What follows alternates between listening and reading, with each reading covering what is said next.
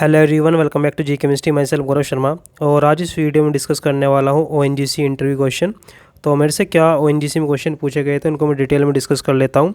तो जब भी आप ओएनजीसी में इंटरव्यू देने जाएँ तो इन क्वेश्चन को जरूर पढ़ के जाएँ, क्योंकि इससे रिलेटेड क्वेश्चन आपसे पूछे जा सकते हैं। तो चलिए वन बाय वन सभी क्वेश्चन को मैं डिस्कस कर लेता हूँ। सबसे पहले क्या होगा, जब आप ओएनजीसी में जाएंगे तो आपके डॉक्यूमेंट वेरिफिकेशन होंगे और उसके बाद आपको इंटरव्यू के लिए बुलाया जाएगा। तो जो सबसे पहला क्वेश्चन मेरे से पूछा गया था वो पूछा गया था introduce your self in minimum time. आपको अपने आप को इंट्रोड्यूस करना है, वो भी मिनिमम टाइम में। वो आपको ऐसे बोल सकते हैं, आपको 1 मिनट या 2 मिनट में आपको अपने आप को इंट्रोड्यूस करना है।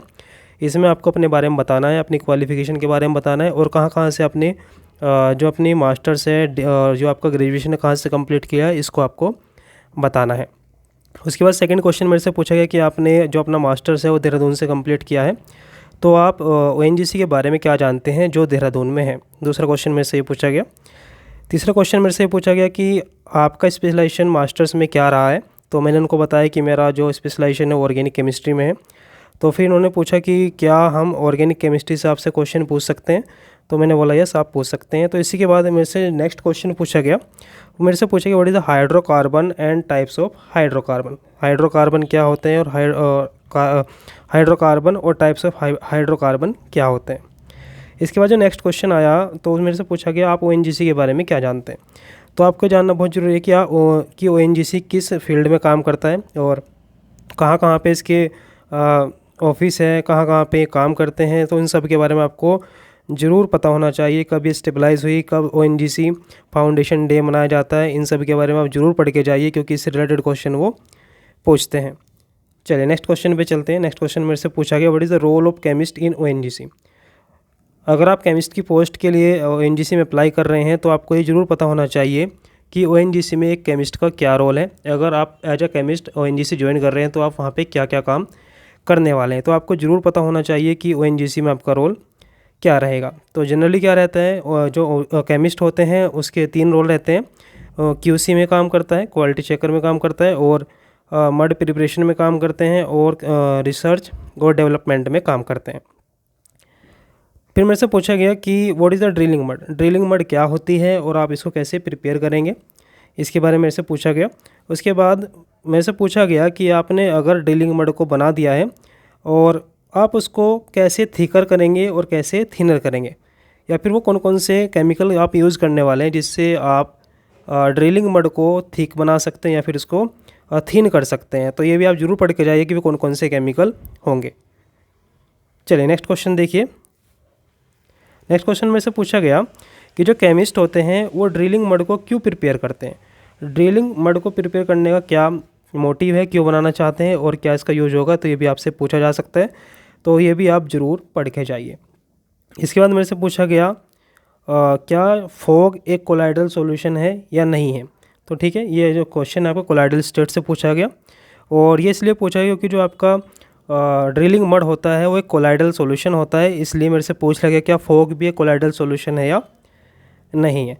इसके बाद इससे नेक्स्ट क्वेश्चन मेरे से पूछा गया कि जो कोलाइडल सॉल्यूशन होता है उसमें जो पार्टिकल्स होते हैं उनका साइज का उसका साइज रेंज क्या रहता है। जो पार्टिकल हैं, जो एटम्स हैं, उनके मेरे से पूछा है क्या उसका रेंज रहेगा।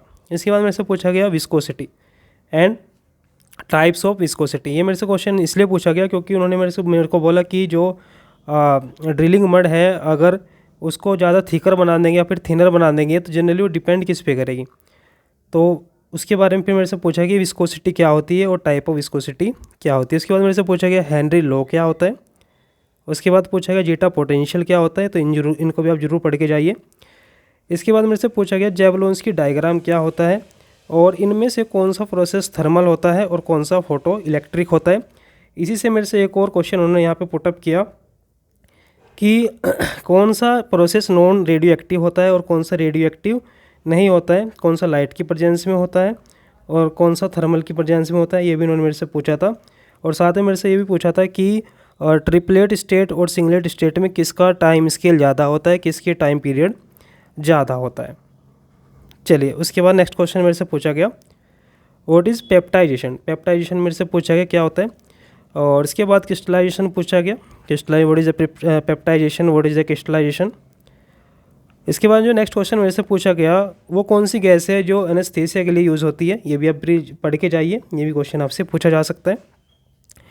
नेक्स्ट क्वेश्चन मेरे से पूछा गया alcohols are liquid and ether are solid. पूछा गया कि जो एल्कोहल्स होते हैं वो लिक्विड होते हैं, ईथर और सॉलिड होते हैं, तो उसका रीज़न बताना था। उसके बाद मेरे से पूछा गया what is the noble gas group. Noble gas group कौन सा ग्रुप होता है जिसमें नोबल गैस को रखा गया है, तो आप इसको पीरियोडिक टेबल को जरूर पढ़ के जाइए, इससे कुछ क्वेश्चन आपसे पूछे जा सकते हैं। नेक्स्ट क्वेश्चन मेरे से पूछा गया क्या can noble gas dissolve into water. क्या नोबल गैस को आप पानी के अंदर डिजोल्व कर सकते हैं या नहीं कर सकते हैं, ये क्वेश्चन मेरे से पूछा गया। इसके बाद इससे रिलेटेड एक और क्वेश्चन मुझसे पूछा गया कि नोबल गैस में वो कौन सी गैस है जो बहुत सारे कंपाउंड बनाती है।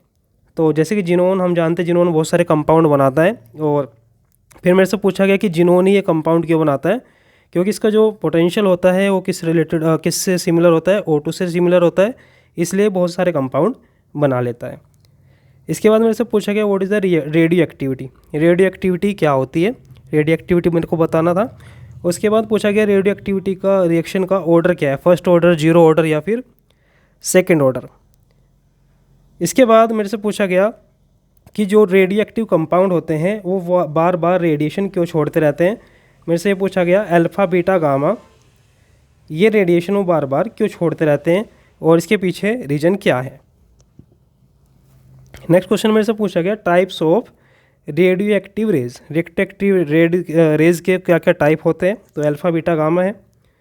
फिर मेरे से पूछा गया कि इनमें से कौन सी रेज के ऊपर कौन सा चार्ज होता है, और अगर अल्फ़ा रे निकलेगा तो एटॉमिक नंबर या एटॉमिक मास पे क्या फ़र्क पड़ेगा।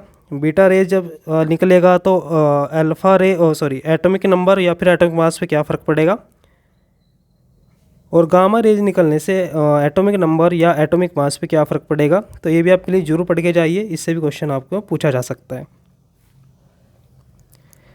उसके बाद नेक्स्ट क्वेश्चन मेरे से पूछा गया व्हाट आर पॉलीहोल्स। पॉलीहोल्स क्या होते हैं इसके बारे में बताना था। उसके बाद इससे रिलेटेड उन्होंने क्वेश्चन मेरे से पूछा what is glycerol.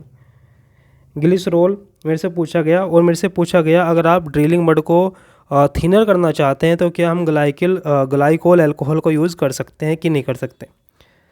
Next question मेरे से पूछा गया what is the peptization. Peptization पूछा गया। उसके बाद मेरे से पूछा गया what is the difference between real gas and ideal gas.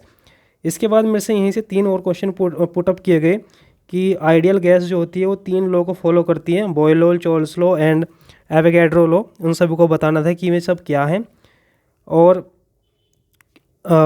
किस कंडीशन पे real gas as a ideal gas behave करेगी, ये सब भी मेरे से पूछा गया। नेक्स्ट मेरे से पूछा गया व्हाट इज़ द पोस्चराइजेशन। पोस्चराइजेशन पूछा गया, और इसके पूछा गया कि क्या कितना टेम्परेचर होना चाहिए जिस पे ये प्रोसेस होता है, इसका पूरा प्रोसेस मेरे को बताना था। और सबसे लास्ट वाला क्वेश्चन मेरे से पूछा गया what is the crude oil. Crude oil क्या होता है ये मेरे से पूछा गया, तो आपको पता होना चाहिए कि क्रूड ऑयल हमें कहाँ से मिलता है, कैसे मिलता है, उसके अंदर क्या क्या कॉम्पोजिशन होते हैं, कौन कौन से कंपाउंड होते हैं, तो ये सब चीज़ें आपसे पूछी जा सकती हैं। तो मेरे से ये क्वेश्चन पूछे गए थे, अभी कुछ क्वेश्चन मेरे को याद नहीं है, लेकिन अभी मेरे को ये क्वेश्चन याद है, तो इतने क्वेश्चन मेरे से पूछे गए थे। तो अगर आप ONGC में इंटरव्यू देने जा रहे हैं तो प्लीज़ इन सभी क्वेश्चन को जरूर पढ़ के जाइए, क्योंकि इससे रिलेटेड क्वेश्चन आपसे पूछे जा सकते हैं। जो इंटरव्यू के मार्क्स रहेंगे वो 15 रहेंगे, तो 15 में से आपको अगर मैक्सिमम स्कोर गेन करना है तो आपको इंटरव्यू बहुत अच्छे से करना होगा। तो ये सब क्वेश्चन थे जो ONGC मेरे से पूछे गए। आप सभी लोग भी इन क्वेश्चन को जरूर पढ़ के जाएं, हो सकता है इससे रिलेटेड क्वेश्चन आपसे पूछे जाए। So all the very very best for your ONGC interview. Thank you. और अगर आप पहली बार चैनल पे आए तो चैनल को सब्सक्राइब कर लीजिए ताकि आपको आने वाली वीडियो का नोटिफिकेशन मिलता रहे। So thank you, good luck.